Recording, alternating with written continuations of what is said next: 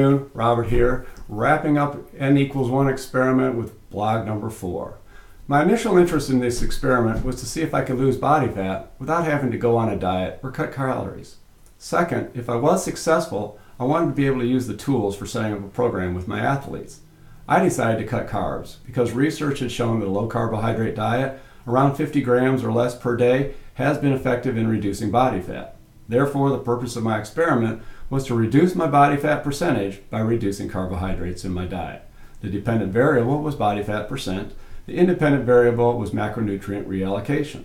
I started out at 198 pounds at a 19.5% body fat. I set my goals at 10% carbohydrates, 30% protein, and 60% fats. I recorded my daily food log using myfitnesspal.com with the weekly review of macronutrients to address whether I was over or under in consumption according to my goals. I took weekly skinfold measurements for body fat at 4 points: biceps, triceps, iliac crest, and subscapular. Then each week I transferred the macronutrient quantities and skinfold measurements to my spreadsheet. In the spreadsheet breakdown, I had the total mix, macronutrient mixes, percentages, and total calories.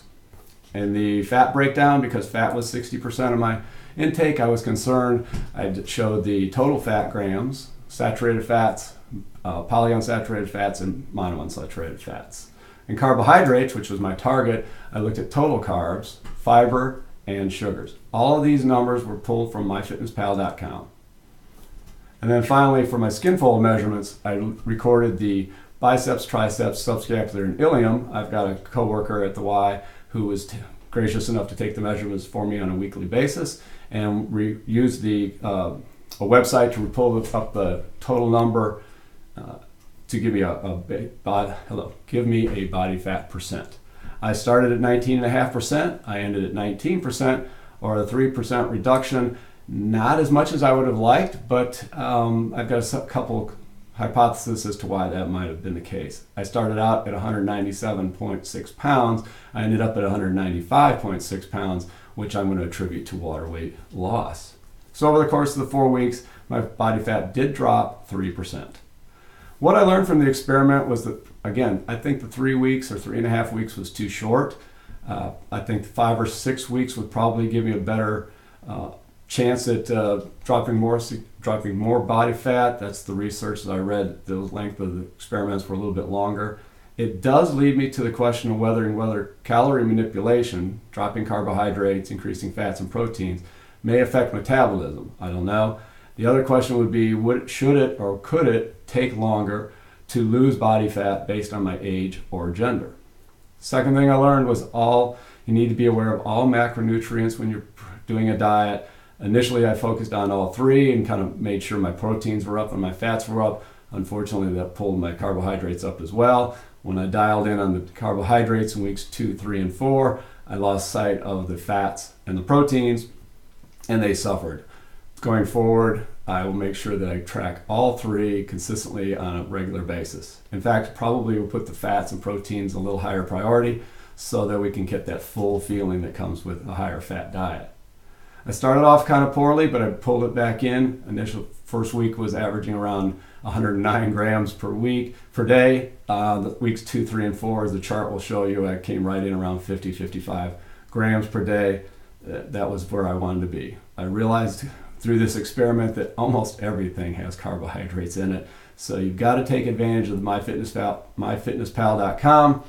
Pre-screen your food, and if you're going to take on this kind of project. In conclusion,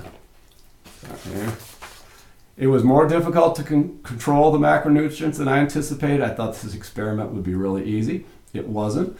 And I'm going forward a little more conscious of the effort that it'll take. Realized, second, that real life is different than doing this in a laboratory. I did not have my meals prepared for me. They were not preset quantity-wise or macronutrient allocation-wise. We enjoyed Halloween. I enjoyed my wife's birthday. You have to factor in real-life situations when this is the case. I saw other people in their blogs traveled. Those are things that have to take into effect if you're trying to maintain the discipline of a specific diet.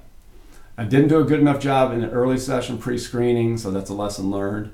I'm not sure what the long-term effects of this experiment will be. I'm going to continue a low carbohydrate diet until I reach a goal of 185 pounds, so I've got about 10 pounds to go.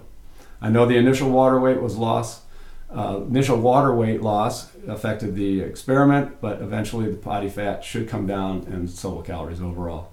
I did have issues with compliance. There was cheat days and it affected the overall ratings for the week, and I need to be aware that somehow try to make modifications there. I went gradually into the process, unintentionally missing the first week, but I'm not so sure that might not be a good strategy for someone else to take gradually from your normal allocation. Say you eat 200 or 300 grams of carbohydrates, drop it down 100 grams, drop it down 50 grams. Again, not sure, but it's something that gave me the question thing. And the last thing is you have to have a menu instead of winging it. I've since gone back to my libraries and picked up the paleo diet, picked up the primal blueprint diet. I'm going to go through there and get some recipes and also go back through my food logs on myfitnesspal.com, pull out the foods that I like that meet the criteria that I'm looking for. It was a great experiment. I learned a lot. I've started eating better quality food. I wish everybody success in their experiments, and we'll see you at the next one.